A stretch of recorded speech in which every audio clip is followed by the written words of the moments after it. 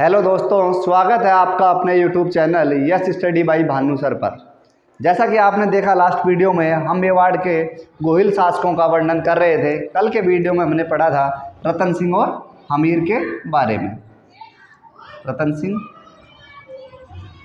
और दूसरा शासक था हमीर। इन दोनों शासकों के बारे में हमने कल पढ़ा था। कुछ बातें थी जो कल रह गई थी। रतन सिंह को आपको मैंने बताया था अलाउद्दीन खिलजी ने सन 1303 में रतन सिंह को हरा दिया था। हराने के बाद वहाँ पर पहला चित्तौड़ का पहला शाखा हुआ रतन सिंह और पद्मनी के मध्य। रतन सिंह ने केसरिया किया और पद्मनी ने जौहर किया। ये बातें हम कल पढ़ चुके। चित्तौड़ का पहला शाखा, चित्तौड़ का पहला शाखा। अब चित्तौड़ हारने के बाद चित्तौड़ का शासक बना अलाउद्दीन खिलजी। चित्तौड़ का शासक बना अलाउद्दीन खिलजी। अलाउद्दीन खिलजी ने चित्तौड़ का राजा बनाया अपने बेटे खिज्र खां को। खिज्र खां। और खिज्र खां ने चित्तौड़ का नाम बदलकर कर दिया था खिजराबाद। खिजराबाद, ये बातें थी। अब चित्तौड़गढ़ जीतने के बाद खिज्र खां ने चित्तौड़ पर अनेकों काम करवाए। उन्होंने दाबाई पीर की दरगाह का निर्माण,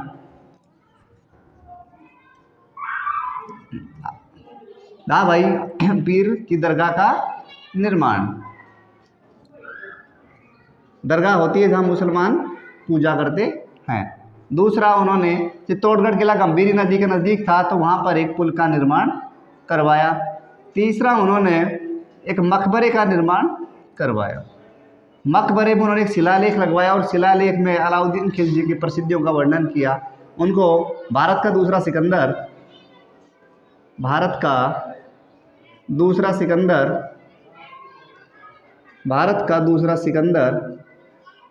तथा भगवान की परछाई बताया। भगवान की परछाई बताया। ये बातें थी कल रतन सिंह के बारे में। उसके बाद हम बात करेंगे हमीर की। हमीर के बारे में हम पढ़ रहे थे। हमीर के पिता का नाम अरी सिंह था, जो अलाउद्दीन खिलजी के साथ लड़ते हुए मारे गए थे। अरी सिंह उस युद्ध में मारे गए थे। अमीर की उपाधियों के बारे में कुछ चर्चाएं थी जो कल हम कर रहे थे, वो अब अभी बात करेंगे। उपाधियाँ, अमीर को विषम घाटी पंचानन की उपाधियाँ प्राप्त थी। विषम घाटी पंचानन, ये बात हमें दिखाई, हम पढ़ते हैं कुंभलगढ़ प्रशस्ति में। कुंभलगढ़ प्रशस्ति में हमें मिलता है कि अमीर को विषम घाटी पंचानन कहा गया है। विषम का मतलब होता है कठिन, घाटी का मतलब होता है युद्ध और पंचानन का अर्थ होता है शेर। कठिन युद्ध में शेर के तरह लड़ने वाला कौन था? हमीर। ये बात हमें कहाँ से प्राप्त होती है? कुंभलगढ़ प्रशस्ति से। दूसरी उपाधि की बात करें तो इनको मेवाड़ का उद्धारक भी कहा गया है। मेवाड़ का उद्धारक। मेवाड़ का उद्धारक से तात्पर्य है कि इन्होंने मेवाड़ को पुनः जीत लिया था, इसलिए इनको मेवाड़ का उद्धारक कहा गया। इनको तीसरी उपाधि है वीर राजा। यह बात हमें मिलती है कुंभा की एक टीका है रसिक प्रिया, उसमें हमीर को वीर राजा कहा गया है। ये बातें हम कल लगातार पढ़ रहे थे। आज हम बात करेंगे महाराणा लाखा की। महाराणा लाखा के बारे में आज हम पढ़ेंगे। दोस्तों, अब हम पढ़ेंगे लाखा के बारे में। लाखा को, ये अमीर के बाद राणा और महाराणा लिखना शुरू हो गया था, इसलिए इनको बोल देते हैं महाराणा लाखा। बात करें लाखा का दूसरा नाम है लक्ष्य सिंह। लक्ष्य का मतलब होता है लाख, लक्ष्य का मतलब होता है लाख, लाख से हो गया लाखा। ओके, ये हम बात करेंगे लाखा की। लाखा का शासनकाल रहा था 1382 से लेकर 1421 साल तक, लगभग 39 ईयर्स का शासनकाल था। लाखा के बारे में पढ़ने के लिए, लाखा के बारे में हम पढ़ेंगे 4 बातें ना। अच्छा, देखो दोस्तों, लक्ष्य, अब पढ़ेंगे महाराणा लाखा लक्ष्य सिंह के बारे में। लक्ष्य सिंह। इनका शासनकाल रहा था 1382 से लेकर 1421 तक। बात करें लक्ष्य सिंह के बारे में पढ़ने के लिए, या हम बोल दें महाराणा लाखा के बारे में पढ़ने के लिए, 4 बातें जानना जरूरी है। सबसे पहले हम पढ़ेंगे जावर के बारे में, उसके बाद हम पढ़ेंगे पिछोला लेक, पिछोला झील, उसके बाद हम पढ़ेंगे कुंभाहाड़ा, कुंभाहाड़ा, और उसके बाद हम बात करेंगे किसकी, हंसाबाई की, हंसाबाई की। 4 बातें हैं, चारों के बारे में एक एक करके हम पढ़ेंगे। पहले बात करेंगे हम जावर की। जावर का देखो क्या था, मैं बता दूं, जावर में सबसे पहले जावर में चांदी निकलना शुरू हो गई थी। किसके टाइम में निकली थी, लक्ष्य सिंह के टाइम में। जावर एक जगह है जो उदयपुर में है। जावर कहाँ स्थित है, उदयपुर में। वैसे मोस्टली हम बात करें खनिजों की तो उदय जावर के अंदर सीसा और जस्ता पाया जाता है, लेकिन लक्ष्य सिंह के टाइम में यहाँ चांदी निकली थी। जावर के बारे में कुछ विशेष नहीं है, यही बातें हैं। जावर से चांदी निकली थी, वो भी किसके टाइम में, लक्ष्य सिंह के टाइम में। अब बात करेंगे पिछोला लेक के बारे में। देखो मैं एक बात बताऊं, पिछोला झील के बारे में हम पढ़ेंगे। सबसे पहले पढ़ेंगे पिछोला झील का निर्माण किसने करवाया, कब करवाया, क्यों करवाया। पिछोला झील का निर्माण एक बंजारे ने करवाया। अब कई लोग बोलते थे बंजारे का नाम पिच्छू था, इस कारण इस झील को पिछोला झील बोलने लगे। बंजारे, देखो तो बंजारों का अर्थ क्या होता है, एक आर्यस में क्वेश्चन आया था, बंजारे से तात्पर्य है। मैं बता दूं कि बंजारे का मतलब होता है घुमक्कड़ व्यापारी। ये बात थोड़ी सी इंपॉर्टेंट है, घुमक्कड़ व्यापारी। घुमक्कड़ व्यापारी का मतलब होता है ये अपनी गाड़ियाँ लेके चलते हैं, उसमें कुछ नमक वगैरह बेचते थे। एक गांव में 5 दिन रुके, फिर 10 अगले गांव में गए, वहाँ 5 दिन रुके, तो इनके लिए घुमक्कड़ व्यापारी बोला जाता था। अब व्यापारी लोगों के पास पैसा बहुत होता है, पैसा होता है, कुछ ना कुछ निर्माण करवाएंगे। तो इस घुमक्कड़ व्यापारी बंजारे ने पिछोला झील का निर्माण करवाया। ये निर्माण करवाया था लक्ष्य सिंह के टाइम में। इतनी बातें हो गई। अब सुनो, अब क्या हुआ, इनके राज्य में एक नट रहता था। नट भी एक जाति है। नट आया राजा के पास, साहब मुझे आपको कलाकारी दिखानी है। बोलो क्या कलाकारी दिखाओगे। बोले मैं आपको दिखाऊंगा रस्सी पर चलकर। बोले ये तो तुम्हारा खानदानी पेशा है, कोई भी चल के दिखा देगा। बोले साहब मैं थोड़ा सा उनसे अलग हूँ, मैं आपको ये नट कुछ नई कलाकारी दिखाएगा। बोले चलो बताओ क्या करोगे। बोलो मैं पिछोला झील को क्रॉस करूँगा। पहले राजा हंसा, उसके बाद राजा ने कहा एक पता है पिछोला झील कितनी लंबी है। उसके बाद राजा वो नट बोलता है नहीं मेरी नटनी है जो आपको चलकर दिखाएगी। ये बात राजा स्वीकार कर लेता है। वो चलो ठीक है दिखाओ, चलो क्या कलाकारी है। नटनी को बोलना तो टाइम फिक्स हो जाता है, टाइम पीरियड फिक्स होता है, निश्चित हो जाता है कि इस दिन ये कलाकारी होगी। फिर नट बोला कि आप ये बताओ कि अगर मेरी नटनी इतना चल गई तो आप क्या इनाम दोगे। तो राजा को ये लग रहा था कि ये जीतेगा नहीं, तो राजा बोल देता है कि अगर तेरी नटनी जीत जाती है तो मैं उसको आधा मेवाड़ दे दूंगा, आधा मेवाड़ दे दूंगा। नट इस बात से खुश होकर चला जाता है। टाइम फिक्स होता है, टाइम आता है, नट पिछोला झील के दोनों तरफ पोल गड़वाए जाते हैं और उन पर रस्सी बंधवा दी जाती है। नटनी उस पर चलना शुरू करती है। जब वो आधी से ज़्यादा झील को पार कर जाती है तो सभी मंत्री खुश थे, चिल्ला रहे थे, उसको मोटिवेट कर रहे थे। लेकिन राजा अकेला दुखी था। राजा को लग रहा था कि मेरा तो आधा मेवाड़ गया। तो राजा ने क्या किया, सभी मंत्री हंस रहे थे, तो मंत्री को बोला कि तुम्हें इतनी हंसी क्यों आ रही है। बोल देखो ना साहब ये अभी थोड़ी देर में जीत जाएगी ये महिला नटनी। बोला ये तो जीत जाएगी पर ये ध्यान रखो कि मेरे को आधा मेवाड़ देना है, और आधा मेवाड़ दूंगा तो मंत्री भी मैं आधे ही रखूंगा, तो तुम भी आधे लोग घर जाके बैठोगे। इत क्या खुश हो रहे हो तुम। अब एक मंत्री को बात समझ आई कि अगर ये नटनी जीतती है तो हम तो घर भी बैठ सकते हैं, क्या करें। तो उसने क्या किया, उस राजा क्या किया, नटनी के लड़के को बुलाया और नटनी के लड़के को 2 थप्पड़ मारे। तो जैसे ही नटनी का बच्चा रोया, तो माँ का तो आप समझते हो ममता, बच्चा कहीं भी रोता है तो माँ को पता लग जाता है। बच्चा रोया, नटनी का ध्यान भटका, नटनी का ध्यान भटकते नटनी पिछोला लेक में गिर गई और उसकी मृत्यु हो गई। अब राजा खड़ा हुआ और मैं जीत गया करने लगा। नट आया राजा के पास कि साहब मेरी तो गृहस्थी आपने उजाड़ दी और यह आपने अच्छा नहीं किया, आप बताओ मैं क्या करूं। तो राजा बोलता है कि तू घबरा मत, हम यहाँ पर एक चबूतरा बनाएंगे जिसका नाम होगा नटनी का चबूतरा। नटनी का चबूतरा क्वेश्चन एग्जाम में यही आता है, नटनी का चबूतरा किस लेक पर स्थित है या किस झील पर स्थित है या इसका निर्माण किसने करवाया। तो हम कह सकते हैं नटनी के चबूतरे का निर्माण लक्ष्य सिंह ने करवाया। और नटनी का चबूतरा एक नटनी की याद में ही बनवाया गया था। नटनी का चबूतरे का निर्माण हुआ और नटनी की वहाँ पर याददाश्त हमेशा के लिए बन गई। ये थी पिछोला झील की कहानी। पिछोला झील के ऊपर जग मंदिर या जग निवास स्थित है। जग मंदिर और जग निवास दोनों महल स्थित हैं पिछोला झील पर। पिछोला झील पर नटनी का चबूतरा स्थित है, जिसका निर्माण महाराणा लक्ष्य सिंह के टाइम में हुआ। नटनी की याद में हुआ था। ये बातें हो गई जावर की और पिछोला झील की। उसके बाद हम बात करेंगे कुंभाहाड़ा की। ये कौन था कुंभाहाड़ा? सुनो कुंभाहाड़ा की कहानी फिर से सुनो। कुंभाहाड़ा बूंदी का राजा का पुत्र या राजकुमार था। जब लक्ष्य सिंह, हाँ तो दोस्तों हमने पढ़ लिया जावर के बारे में और पिछोला झील के बारे में। अब हम पढ़ेंगे कुंभाहाड़ा के बारे में। कुंभाहाड़ा कौन था?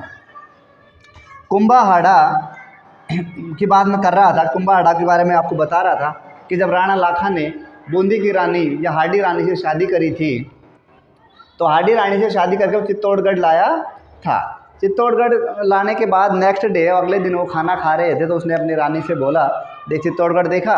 बोला हाँ देखा। कैसा लगा? अच्छा है, पर हमारे बूंदी जैसा नहीं है। राणा लाखा ने सोचा कि बूंदी में ऐसा क्या है जो यहाँ नहीं है। बोला आपने पूरा नहीं देखा होगा, रतन सिंह महल, पद्मनी महल, ये देखे क्या? बोला हाँ पूरा देख लिया, पर बूंदी जैसा नहीं है। फिर राजा को थोड़ा गुस्सा आया। बोले मैं लास्ट बार पूछ रहा हूँ, बताओ कौन सा अच्छा है। फिर रानी को लगा कि राजा को गुस्सा आ रहा है, तो उन्होंने कहा कि आपका चित्तौड़ भी अच्छा है और हमारा बूंदी भी अच्छा है। उसके बाद बात करें, फिर राजा को ज़्यादा गुस्सा। बोले मैं एक पूछ रहा हूँ, एक बताओ। रानी ने कहा कि एक की बात करोगे तो एक तो बूंदी ही अच्छा है। राणा बूंदी ही अच्छा है। अब राजा साहब को ज़्यादा गुस्सा आ गया। उन्होंने कसम खाई कि मैं बूंदी को तहस नहस कर आऊँगा। अगर सबसे अच्छा किला होना चाहिए तो चित्तौड़गढ़ का ही होना चाहिए। इतनी बात हो चुकी थी। अब बूंदी को हराने के लिए राजा खाना अंजल को त्याग देता है। उसके बाद वो वापस बाहर आता है और सेनापतियों को बोलता है कि तैयार हो जाओ, हमें बूंदी पर आक्रमण करना है। सभी सेनापति एकदम से आश्चर्यचकित हो जाते हैं कि कल तो वहाँ से शादी करके लाए हैं और कल तो वहाँ पे तोरण मारा था, आज तलवार से कटवाएंगे, क्या बात। इतनी बात सुनकर अभी रानी को सेनापति समझाते हैं कि यार कल हमने वहाँ तोरण मार लिया, आज तलवार से काटेंगे, अच्छा नहीं लगेगा, आप ये कसम तोड़ दो इसको। फिर राजा ने कहा नहीं, मैं कसम तो नहीं तोड़ सकता हूँ। उसके बाद रानी भी आई। रानी समझाया कि मैं तो मजाक कर रही थी, मजाक में मैंने आपको ऐसे ऐसे बोल दिया। ये बातें सब हो चुकी थी, लेकिन राजा लाखा नहीं माने तो उन्होंने फिर सेनापति ने एक विचार दिया उनको कि बोला कि तो आप एक काम करो, एक नकली बूंदी का महल बनवाओ मिट्टी का और उसको आप तोड़ दो, आपकी शपथ पूरी हो जाएगी, जिससे आप अंजल ग्रहण कर लो। काफ़ी देर समझाने के बाद राणा लाखा को बात समझ में आई कि चलो ठीक है, अपन ये ऐसा कर लेते हैं। तो उसके बाहर चित्तौड़गढ़ दुर्ग के बाहर एक कमरा बनाया जाता है, कमरे टाइप, और उस पर लिखवाया जाता है बूंदी फोर्ट। ये बातें लिखवा दी जाती है। अब ठीक है, अब राणा लाखा तैयार हो गया युद्ध के लिए। चलो ठीक। अब उस पर राणा लाखा जैसे ही तीर कमान लेकर उस पर तीर छोड़ने वाला था, तो उसी साइड से एक तीर आया। तीर आकर राणा लाखा को लगा। राणा लाखा ने देखा कि बूंदी के किले से, जब इसके नकली बूंदी के किले से कौन तीर चला रहा है। उसके बाद उसको पता लग गया, तो उसको राजा ने उसे चेक करवाया, तो पता लगा कि वहाँ पर एक 12 से 13 वर्ष का बच्चा है। 12 से 13 वर्ष का बच्चा कोई वहाँ से तीर चला रहा है। जैसा कि मैं आपको बता दूं, वो बच्चा हाडी रानी के साथ शादी में आया था। पहले अपने रीति रिवाज थी कि अपनी बहन के साथ उसका छोटा भाई जाया करता था, तो वो बूंदी से आया हुआ एक राजकुमार था जो अपनी बहन हाडी रानी के साथ शादी के बाद आया था। उसको पकड़ के लाया, तू यार साइड में हो, करने दे इसको, राजा को अपनी कसम पूरी करने दे, और उसके बाद क्या नाम है, ये खाना वाना खा लेंगे। उसने कहा कि मेरे रहते रहते आप बूंदी नकली हो या असली नहीं जीत सकते हो। उसको काफ़ी समझाया, बच्चे को समझ नहीं आया। बोलो क्या करना पड़ेगा? बोलो मुझसे युद्ध करो और मुझे मार कर ही तुम इस नकली बूंदी के किले को जीत सकते हो।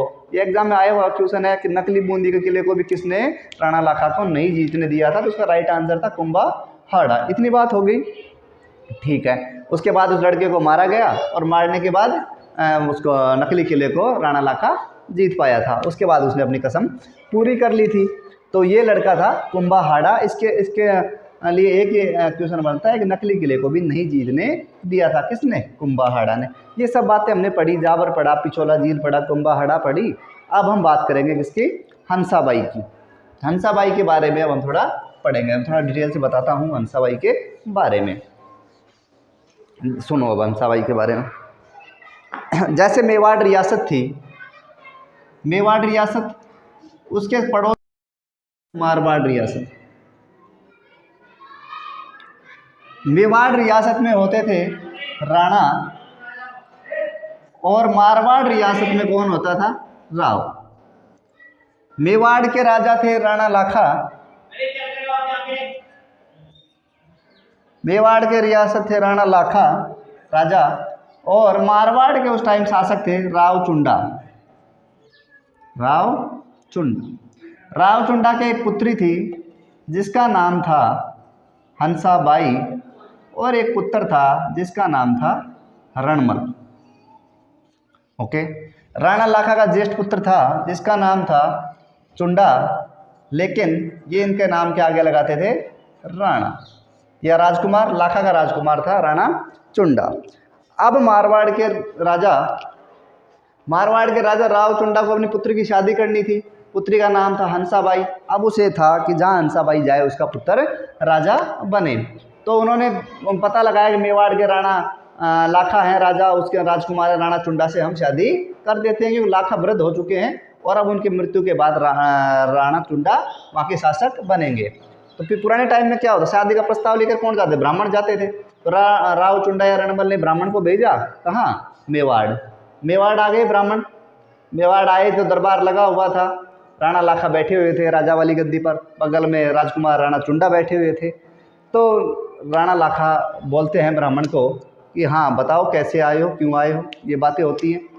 तो ब्राह्मण सीधा बोलता है हाथ जोड़कर कि मैं नारियल लेकर आया हूँ। नारियल का मतलब समझते हो कि मैं शादी का प्रस्ताव लेकर आया हूँ। राणा लाखा हंसने लगे और बोले मेरी अब कहाँ उम्र है शादी की। इतने में ब्राह्मण हाथ जोड़कर बोलता है कि मैं तो आपके लिए नहीं, मैंने गलत बोल दिया, मैं राजकुमार राणा चुंडा के लिए शादी का प्रस्ताव लेकर आया हूँ। इतने बात सुनकर सभी लाखा में बैठे गांव के लोग बैठे थे, हंसने लगे। ये बात राणा चुंडा को अच्छी नहीं लगी। तो क्या हुआ? राणा चुंडा बोले कि मैं ये शादी अब नहीं कर सकता हूँ, क्योंकि इसमें आपने मेरे पिताजी को नारियल की बात करी है, और अब मैं हंसाबाई को अपनी मम्मी के समान मानता हूँ या अपनी माता मानता हूँ, और मैं अब शादी नहीं कर सकता। काफ़ी समझाया। उसके बाद राणा चुंडा ने स्पष्ट मना कर दिया कि मैं ये शादी नहीं करूँगा। अब शादी आपको राणा लाखा से ही करनी पड़ेगी या मेरे पिताजी से ही शादी करनी पड़ेगी।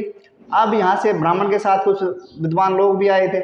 उन्होंने कहा कि अब वापिस जाएंगे तो भी ठीक नहीं है, लाखा से शादी कर दें, लेकिन ऐसे तो कैसे कर दें?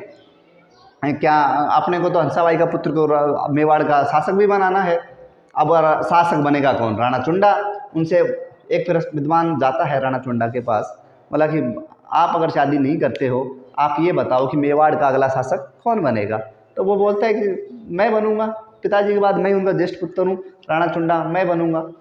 वो बोलते हैं कि नहीं, अगर आप लाखा और हंसाबाई से जो पुत्र प्राप्त होगा उससे अगर उसे मेवाड़ का शासक बनाते हो तो हम हंसाबाई की शादी आपके पिताजी से कर देते हैं। राणा लाखा ने थोड़ा विचार किया और फिर स्वीकार भी किया कि ठीक है, हाँ मेरे पिताजी की शादी कर दो।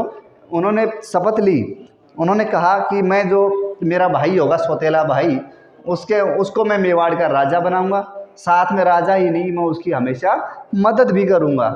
ये बात सुनकर वहाँ के विद्वान लोग राजी हो जाते हैं और हंसाबाई और लाखा की शादी हो जाती है।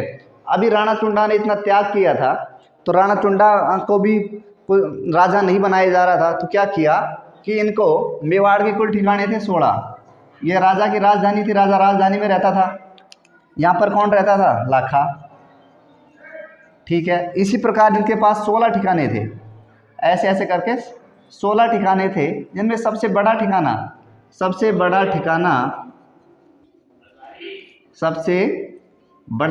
था सलुम्बर। सबसे बड़ा ठिकाना कौन सा था? सलुम्बर था। उसके बाद हुआ क्या कि राणा चुंडा को सबसे बड़ा ठिकाना दिया गया सलुम्बर, और इसके साथ सलुम्बर देने के बाद कुछ विशेष अधिकार भी दिए गए। विशेष अधिकार पहले मैं आपको बता दूं कि राणा को 16 में से टोटल 4 ठिकाने दिए गए। टोटल थे 16 में से 4 ठिकाने किसको दिए गए? राणा चुंडा को। सलुम्बर सबसे बड़ा ठिकाना था, इसके कुछ विशेष अधिकार थे, जैसे कि राज तिलक सलुम्बर के सामंत करेंगे। सामंत किसे कहा जाता है? सामंत सबसे बड़ा बेटा राजा बनता है, और जो बेटे होते हैं उनको सबको छोटे छोटे गांव दे दिए जाते हैं और उनको वहाँ का सामंत बना दिया जाता है। ठीक है, तो यहाँ के लोग क्या क्या विशेष अधिकार थे? भाई पहला दे देगा राज तिलक, ये लोग ही करेंगे। कोई भी नया राजा मेवाड़ का बनेगा तो राज तिलक सलुम्बर का सामंत करेगा। पहली बात ये। दूसरी बात करें कि कहीं भी अगर ये क्या नाम है युद्ध लड़ने जाएंगे तो जो आगे वाली सेना का भाग होगा वो सलुम्बर के सेनापतियों का होगा। तो सेनापति का ये रहेगा, मतलब कहने का मतलब आगे वाली सेना क्या कहलाती है? हरावल। तो हरावल का हिस्सा कौन होगा? सलुम्बर के सेनापति या सलुम्बर के सेना नायक वहाँ के हरावल के प्रतिनिधित्व करेंगे। ठीक है, उसके बाद राजा की अनुपस्थिति में वहाँ पर हस्ताक्षर कौन करेगा राजधानी में? तो वो भी सलुम्बर का सामंत करेगा। ये 3 बातें थी विशेष अधिकार में। उसके बाद हम बात करेंगे अरावल सेना का। मैंने तुम्हें बताया राजा का अधिकार हो गया। कोई भी समझौता होगा, समझौते के पहला हस्ताक्षर करेगा राजा और दूसरा कौन करेगा? सलुम्बर का शासक। ठीक है, ये कुछ विशेष अधिकार राणा चुंडा को दिए गए। राणा चुंडा को 16 में से टोटल 4 ठिकाने दिए गए। पहला ठिकाना था सलुम्बर, दूसरा था आमेट, तीसरा था बेगू और चौथा था देवगढ़। चौथा कौन सा था? देवगढ़। ये 4 ठिकाने राणा चुंडा को दिए गए। राणा चुंडा को मेवाड़ का